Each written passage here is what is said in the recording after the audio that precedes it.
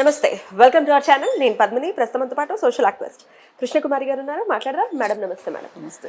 Social media రకరకాల విన్యాసాలు social మీడియాలో మనం చూస్తూ ఉన్నాము.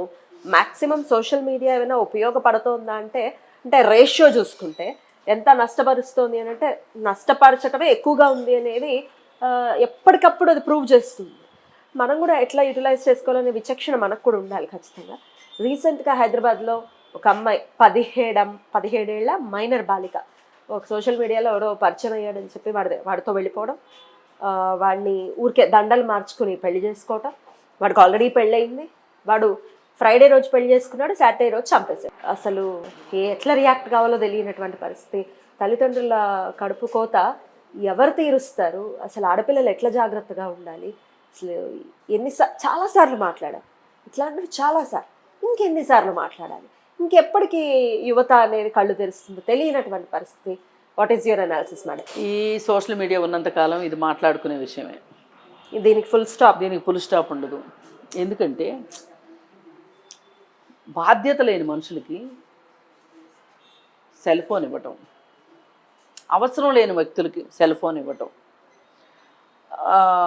ఎలా ఉపయోగించాలో తెలియని వాళ్ళకి సెల్ ఫోన్ ఇవ్వటం, ఈ 3 విషయాల వల్ల ఇవాళ కుటుంబాలు అతలాకుతలం అయిపోతున్నాయి. కుటుంబాలు నాశనం అయిపోతున్నాయి ఒక రకంగా. తల్లి పనికి వెళ్తుంది పాపం. ఇంటర్మీడియట్లోనూ 10th సబ్జెక్టులు పోయాయి, అందుకని కాలేజీకి వెళ్ళట్లా. అందుకని చెప్పి ఈ అమ్మాయి ఫోన్ ఎక్కువ చూస్తుందని వాళ్ళ అమ్మ పనిలో కూడా పెట్టింది. సరే, పనిలో పెడితే అయినా కానీ ఈ స్మార్ట్ ఫోన్ చూస్తూ ఇన్స్టాగ్రామ్లో ఒక అతను పరిచయం అయ్యాడు. అతను కొంచెం పెద్దవాడే, పెళ్ళి కూడా అయింది అతనికి. కానీ ఈ అమ్మాయికి పెళ్ళి అయినట్లుగా చెప్పకుండా ఈ అమ్మాయికి ప్రేమ కబుర్లు చెప్పి ఇంట్లోంచి బయటికి రప్పించుకున్నాడు. బయటికి వెళ్ళిన తర్వాత ఒక రూమ్లో అట్టిపెట్టి ఆ అమ్మాయిని పెళ్ళి చేసుకుంటాను అని చెప్పి ఆ అమ్మాయిని శారీరకంగా వాళ్ళు ఆ అమ్మాయిని మభ్యపెట్టాడు. లైంగిక సంబంధాన్ని కొనసాగించారు వాళ్ళు. ఒక ఫైన్ డే అమ్మాయికి భార్య ఉంది అని తెలిసింది. తెలిసేసరికి పెళ్లి చేసుకోవాలని పట్టుబట్టింది. అంటే అతను చేసుకుంటానని కాలయాపన చేస్తున్నాడు. వీళ్ళు ఏమనుకుంటారంటే అమాయకంగా పెళ్ళి ఒక భద్రత అనుకుంటారు. బాధ్యత లేని వాడికి ఏంటి ఏముంటుంది, అవ్వకపోతే ఏంటి? అసలు ఒక 17 ఏళ్ల పిల్లని, ఆ పిల్ల వయసు 17 ఏళ్ళు అని తెలిసి పెళ్ళైన వాడు బయటికి రప్పించగలిగాడు అంటే వాడికి ఎంత విచ్చలవిడి బుద్ధి ఉంటేనో, ఎంత వికృతమైన బుద్ధులు ఉంటేనో, ఎంత టెంపర్తనం ఉంటే చేస్తాడు అట్లా. సరే, ఇక ఈ అమ్మాయికి తాళైతే కట్టాడు, దండలైతే మార్చుకున్నాడు. తాళి కట్టాడో లేదో. తర్వాత భయం స్టార్ట్ అయింది అతనికి. ఎట్లా ఈ అమ్మాయిని వదులుచుకోవాలి అని ఆలోచించి, ఇది మాట వినేలా లేదు, ఇంటికి పోమంటే పోయేలా లేదు, నీతోనే అంటుంది, పైగా ఫోన్ మాట్లాడుతుంది తల్లితో కూడా. కంప్లైంట్ పెట్టారు కదా తల్లిదండ్రులు, మిస్సింగ్ కంప్లైంట్ పెడితే ఎక్కడుందో దొరికితే ఇంక నేను ఇతనితోనే ఉంటాను అంటే సరే ఏం చేస్తామని చెప్పి వాళ్ళు కూడా వదిలేశారు. వదిలేస్తే వదిలేయలేదు, నువ్వు మా అమ్మాయిని మాకు అప్పచెప్పు, ఏం పర్వాలేదు, అది పెళ్ళా, 4 గోడల మధ్యలో జరిగింది పెళ్ళా, మా అమ్మాయిని మాకు పంపించమని అడిగింది వాళ్ళ అమ్మ. పాపం అడుగుతూనే ఉంది. ఇతను రోజు వాళ్ళ అమ్మతో చెప్తూనే ఉన్నాడు, పంపిస్తా అంటున్నాడు, నేను ఇక్కడ బాగానే ఉన్నాను అమ్మ అని చెప్తూనే ఉంది.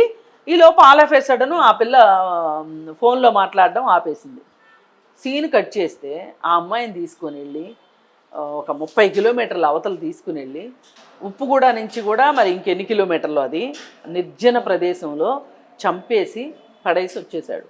వచ్చి పైగా వాళ్ళ అమ్మతో మీ అమ్మాయి మీ ఇంటికి వచ్చిందా అని అడుగుతున్నాడు. పోలీసులు అడిగినా అదే మాట చెప్పాడు.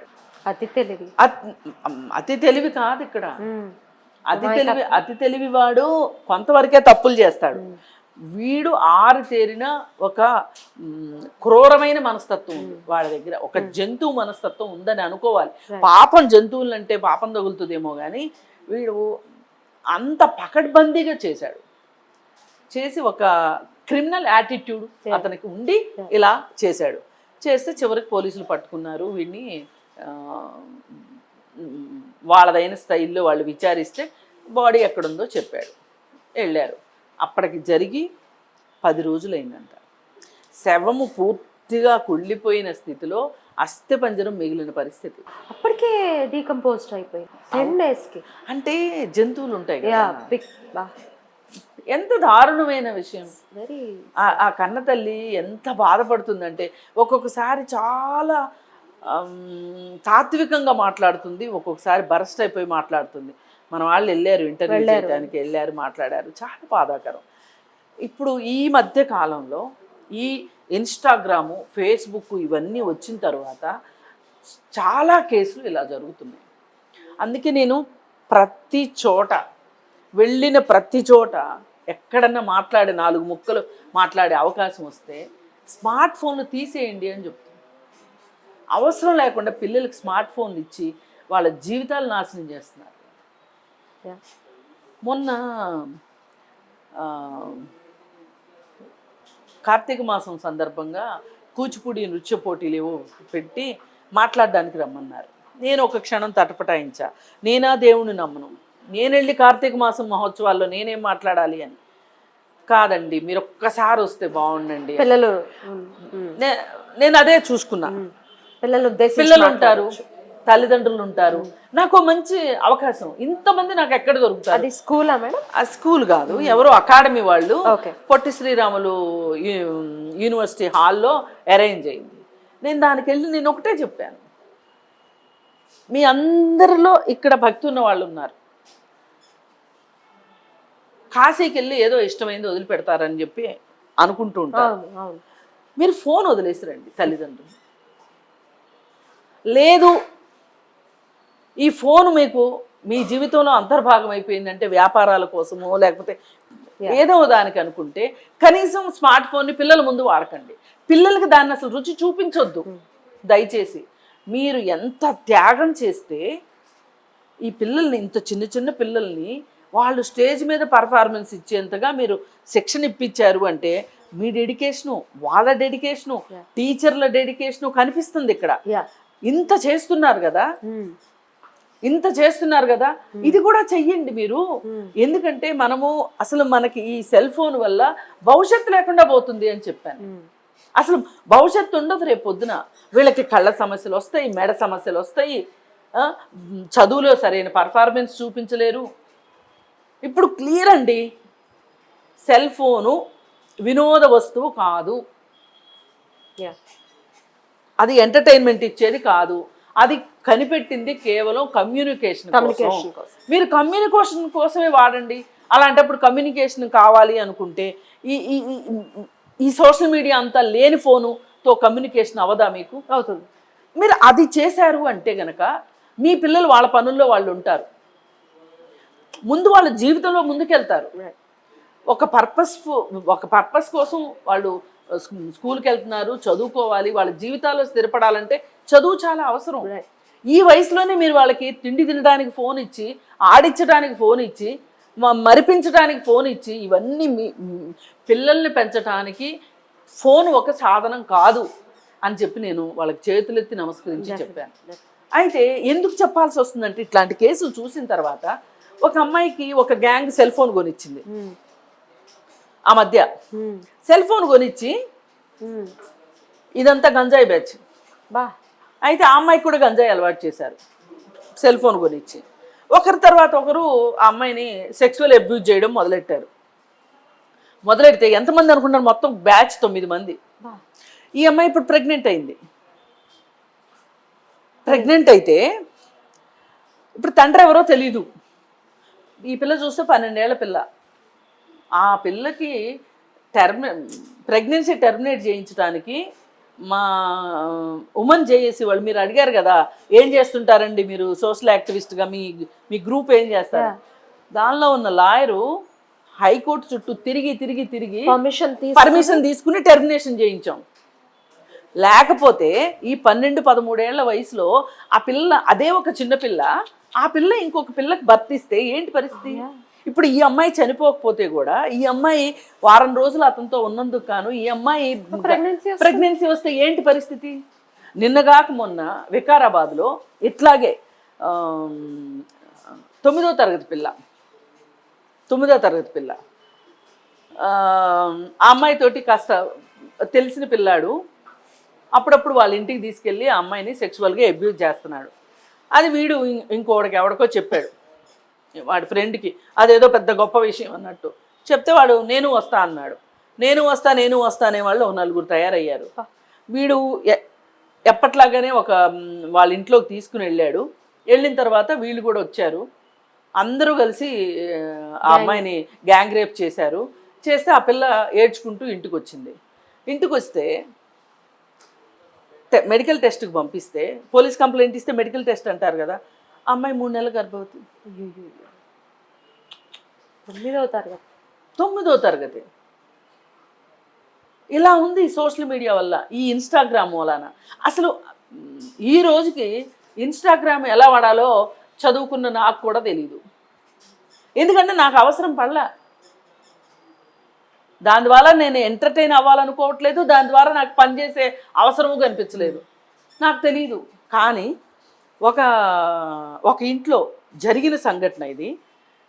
అన్న కొంచెం తెలివి తక్కువవాడు, వాడికి పెళ్లి చేశారు. వాళ్ళు చేసిన తప్పది.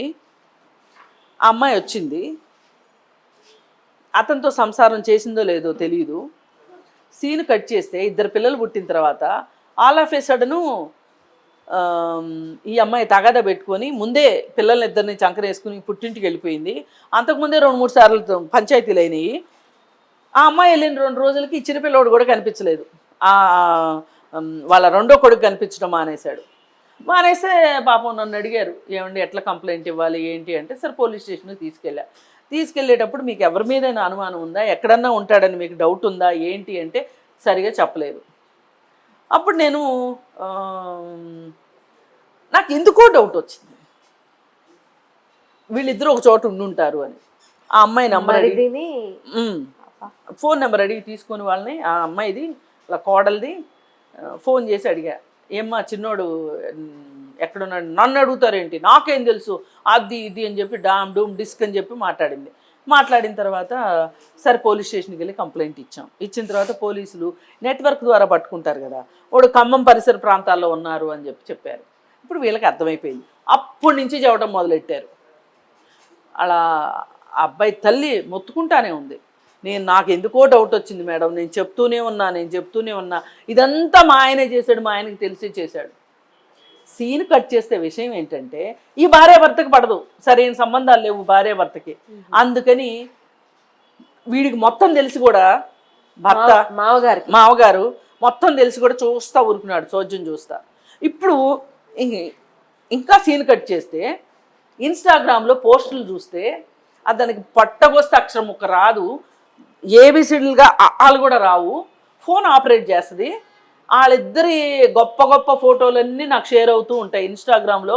అంటే నేను ఆ రోజు ఫోన్ చేశాను కదా, నా ఫోన్ నెంబరు ఇంకోసారి ఫోన్ చేస్తే ఎత్తకూడదనే ఉద్దేశంతో ఫోన్ నా పేరు ఫీడ్ చేసుకుని పెట్టుకుని ఉంటుంది. నాకు ఆ ఇన్స్టాగ్రామ్ వస్తుంది, నాకు ఆ ఫోటోలన్నీ వస్తున్నాయి. మరిదితో చక్కగా ఫోటోలు దిగి పెడుతుంది. నా 2 పిల్లలు ఇంత చేస్తే ఆ 2 పిల్లలు కూడా అతనికే పుట్టారంట. అంటే నేను ఇదంతా ఎందుకు చెప్తున్నానంటే, నాకు ఇలా మరిదితో చేసినందుకు ఇవన్నీ సపరేట్ ఆస్పెక్టు. కానీ సోషల్ మీడియాకి మనుషులు ఎంత బానిస అయ్యారో చూడ. ఏవేవో పాటలు పెడతారు. ఇప్పుడు ఈ 4 కేసులు మనం మాట్లాడుకున్నాం కదా, ఈ 4 కేసుల్లో అసలు వీళ్ళకి సెల్ ఫోన్తో పని ఏంటి చెప్పండి? కరెక్ట్.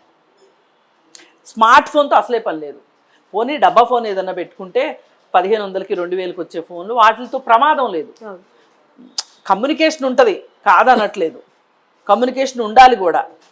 కానీ ఆ కమ్యూనికేషన్ కూడా ఏదో ఫోన్లకు వాడకూడదు, అది వేరే విషయం. కానీ స్మార్ట్ ఫోన్ వల్ల మనకి అస్సలు తెలియని మనుషులు, తెలిసే అవకాశం లేని మనుషులు, అనవసరమైన మనుషులు మన జీవితాల్లోకి రాకుండా ఉంటారు సోషల్ మీడియా లేకపోతే. డెఫినెట్లీ మనకు అవసరమైతే ఆ మాత్రం పరిణితి పరిపక్వత ఉంటే అది వేరే విషయం. కానీ ఈ మైనర్ల దగ్గర సెల్ ఫోన్లు ఉండటం, అది స్మార్ట్ ఫోన్లు ఉండటం చాలా డేంజరస్, చాలా దారుణం. Right. ఆంధ్రప్రదేశ్ గవర్నమెంట్ గత ప్రభుత్వము ట్యాబులు ఇచ్చింది స్కూల్ పిల్లలకి. ఆ స్కూల్ పిల్లలకి ట్యాబులు ఇస్తే వాళ్ళ ట్యాబుల్ని వాళ్ళ బాబాయ్లో మామయ్యలో వాళ్ళ అన్నలో ఎవరో ఒకళ్ళు ఆపరేట్ చేసి దాంట్లో పోర్ను చూశారు. వాళ్ళు చూసిందే కాకుండా ఈ పిల్లగాళ్ళు కూడా చూశారు.